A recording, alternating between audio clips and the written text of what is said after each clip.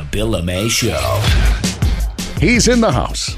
John Tedesco, Wake County School Board. Maybe I could just play this quick cut and just get your thoughts on this. This is off of Colbert, but this is just the Reverend Barber cut. They are trying to build a model in this county that can be replicated around this country to go backwards rather than forward. That's pretty outrageous. Well, yes and no. To be honest with you, he's correct in a portion of a way. We are trying to build a new model to move forward. You hear a lot of people all the time say, well, Charlotte did this, or this city did that, or these things happened here. I fundamentally reject the idea that it's either the Wake way or the Charlotte way. We were looking at a new model that focused solely on student achievement and then high efficiency of our fleet and capacity, that we can get more money out of transportation into education, more money out of construction into education, more money out of administration into education, and produce results for the kids. And the model we were looking at was unique compared to some of the other cities that actually would have supported our diversity goal while giving us a community-based assignment and putting more power into the parents. This is what I find so frustrating, John, is, listen, we're talking about kids here, and it seems like more and more it's a bunch of grown-ups who want to do things their way, and the kids are the cost. Yeah, I keep saying to a lot of our community leaders, I wish we had opportunity for more dialogue. I even said that last night when I was asked about the public hearings, where we sit there as a board, sort of by format,